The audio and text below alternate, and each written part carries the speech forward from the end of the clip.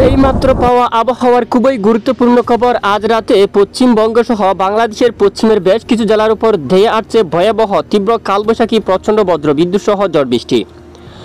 প্রিয় দর্শক বন্ধুরা, সবাই কেমন আছেন? চলে আসলাম আজকের আরও একটি খুবই গুরুত্বপূর্ণ আবহাওয়ার আপডেট নিয়ে। আগামী 24 থেকে 48 ঘন্টায় মূলত আগামীকাল বুধবার 14 মে রাজধানী ঢাকা বিভাগ থেকে শুরু করে ময়মনসিংহ, সিলেট, রংপুর এবং রাজশাহী, খুলনা, বরিশাল এবং চট্টগ্রাম বিভাগের কোন কোন জেলাগুলোর উপর ভারী থেকে অতি ভারী বৃষ্টিপাতের সম্ভাবনা রয়েছে তা বিস্তারিত আপডেটে জানিয়ে দেওয়া হবে ভিডিওটির মাধ্যমে। পাশাপাশি দেশের বেশিরভাগ এলাকায় এখনও পর্যন্ত অস্বস্তিকর গুমট ব্যবসা গরম রয়েছে। এই গরম একেবারে কবে থেকে কমে আসতে পারে? এছাড়া বঙ্গোপসাগরের বুকে একটি নিম্নচাপ সৃষ্টি হতে পারে, যেটি পরবর্তীতে সরাসরি ঘূর্ণিঝড়ের রূপ নিয়ে কোন দিকে যাবে তা সরাসরি বিস্তারিতভাবে জানিয়ে দেব ভিডিওটির মাধ্যমে। ভিডিওটি না টেনে শেষ পর্যন্ত দেখবেন। ভালো লাগলে একটি লাইক করবেন। সবার আগে গুরুত্বপূর্ণ আবহাওয়ার আপডেট পেতে চ্যানেলটি সাবস্ক্রাইব করে পাশের বেল বাটনে ক্লিক করে রাখবেন। আর ভিডিওটি আপনি কোন জেলা থেকে সরাসরি লাইভ দেখছেন অবশ্যই কমেন্ট করে জানিয়ে দিন।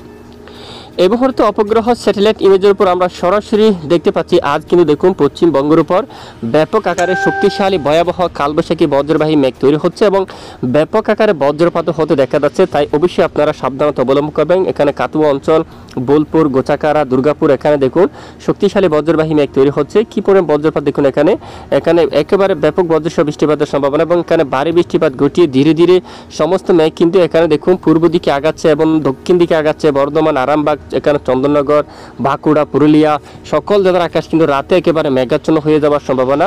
পশ্চিমবঙ্গের এদিকেও কিন্তু দেখুন এখানে বেলদা থেকে শুরু করে বাড়িপাড়া অঞ্চল, এখানে সকল এলাকায় কিন্তু শক্তিশালী মেঘ প্রবেশ করে যাচ্ছে। বালুছড়া এবং জলছড়া, খড়গপুর, এখানে অনেক এলাকায় রাতে বৃষ্টিপাতের সম্ভাবনা থাকবে। পাশাপাশি বাংলাদেশের এখানে একেবারে উত্তর পশ্চিমাঞ্চল, যশোর, শাইলকুপা আকাশ মেঘাচ্ছন্ন হবে রাতের দিকে। কটচাঁদপুর, মাগুড়া, বালিয়াকান্দি, পাংশা, শিবালয়, পাবনা সহ বাঁকুড়ার সকল এলাকায় রাতে আকাশ প্রচণ্ড মেঘাচ্ছন্ন হতে পারে।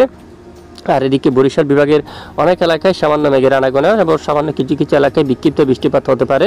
আর এখানে যে পশ্চিমবঙ্গের উপর শক্তিশালী যে মেঘটি তৈরি হয়েছে এটি ধীরে ধীরে পশ্চিম দিকে অগ্রসর হয়ে বাংলাদেশের অধিকাংশ এলাকায় আকাশ মেঘলা হতে পারে। তবে আকাশ মেঘাচ্ছন্ন হয়ে গেলেও সকল জেলায় বৃষ্টিপাতের সম্ভাবনা নেই, আকাশ মেঘাচ্ছন্ন হতে পারে। আর এদিকে সিরাজগঞ্জ সহ সরিষাবাড়ি, বগুড়া, মহদেবপুর, রাজশাহী বিভাগের সকল জেলায় রাতে আকাশ মেঘাচ্ছন্ন হতে পারে।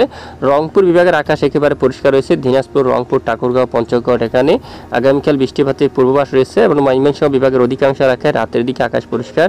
ত্রিশাল, কেন্দুয়া, নেত্রকোনা, ফুলপুর, এছাড়া দেখুন ময়মনসিংহ, সরিষাবাড়ি অঞ্চল।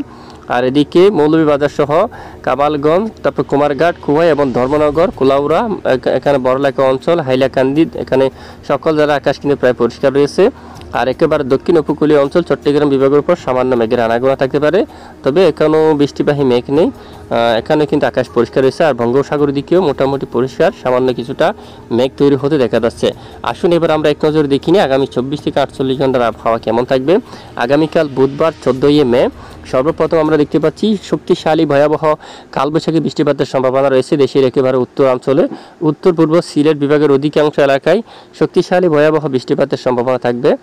এরই মাঝে বালাগঞ্জ অঞ্চল এবং এদিকে মৌলভীবাজার এবং এখানে রয়েছে বানিয়াচং, তারপর এখানে দেখুন এখানে জগন্নাথপুর এলাকায় এবং সিলেট এবং এই যে বড় এরিয়া করে শক্তিশালী কালবৈশাখী মেঘ তৈরি হয়ে বাড়ি থেকে অতি ভারী বৃষ্টিপাত থাকবে এবং ব্যাপক বজ্রসহ বৃষ্টিপাত হওয়ার সম্ভাবনা। এদিকে জাকিগঞ্জ, চরকায়, কাদ্দম এলাকায়, বড়লেখা, এখানে অনেক এলাকায় এখানে বৃষ্টিপাতের সম্ভাবনা থাকবে, যেমনটা ভোলাগঞ্জ, তারপর এদিকে চেল্লা, তারপর এখানে ছাতক বাজার সহ এখানে বিশনবাপুর এবং এদিকে দেখুন জামালগঞ্জ এলাকায়, তারপর এখানে রয়েছে একেবারে উত্তর দিকের এখানে বাঘমারা সহ, তারপর এখানে নালিতাবাড়ি, দালু অঞ্চল, গাইবান্ধার দিকে বাহাদুরবাদ এবং শিলিমারি, টুরা অঞ্চল, এই যে এইখানে দাদিঙ্গিরি, ডুবুরি, এই সকল জেলার উপর একেবারে শক্তিশালী কালবৈশাখী প্রচণ্ড আকারে বৃষ্টিপাতের সম্ভাবনা থাকবে আগামীকাল বুধবার 14 মে এবং ভোর সকালে বৃষ্টিপাত হতে পারে।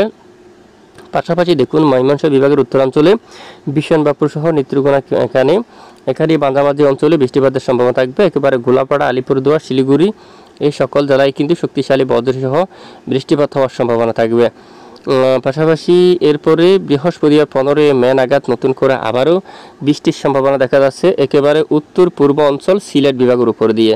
সিলেট এবং ময়মনসিংহ এই সকল জেলার উপর কিন্তু বৃষ্টিপাতের সম্ভাবনা একটু বেশি দেখা যাচ্ছে। প্রতিদিনই কিন্তু নিয়মিত বৃষ্টিপাতের সম্ভাবনা দেখা যাচ্ছে উত্তরবঙ্গের দিকে। দক্ষিণাঞ্চলে সেরকম কোনো বৃষ্টিপাত নেই।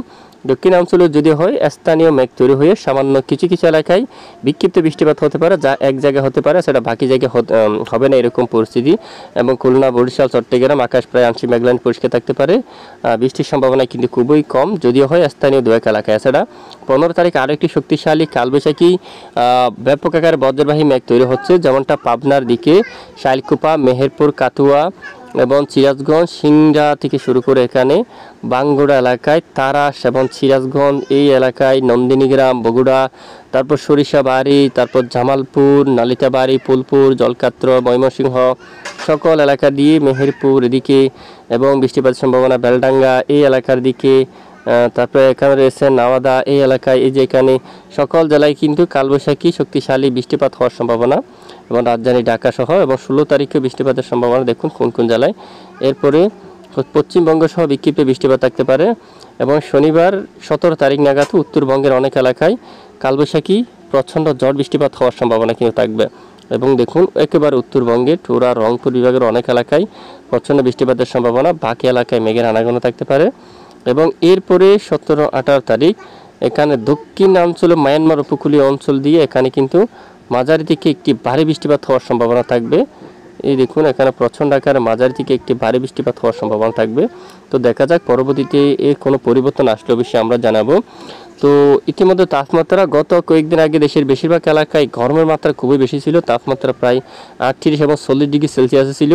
যদি আমরা একটু দেখি আগামীকাল থেকে যদি দেখি, ঢাকা রাজধানী বিভাগে সর্বোচ্চ 35 ডিগ্রি সেলসিয়াসের গড়ে তাপমাত্রা উঠতে দেখা যাচ্ছে। রাজশাহী বিভাগের এখনও পর্যন্ত পশ্চিম দিকের অনেক এলাকায় 41 এরকম তাপমাত্রা দেখা যাচ্ছে। এই যে এরকম তাপমাত্রা থাকবে। রংপুরে কিন্তু কমে গেছে 29, ময়মনসিংহ বিভাগে 29-এ চলে যাবে এবং সিলেটে 31-এ থাকবে। খুলনার দিকে কিন্তু প্রায় 37 ডিগ্রি সেলসিয়াসের তাপমাত্রা থাকবে এবং ব্যবসা গরম অনেকটা বেশি থাকতে পারে এখানে।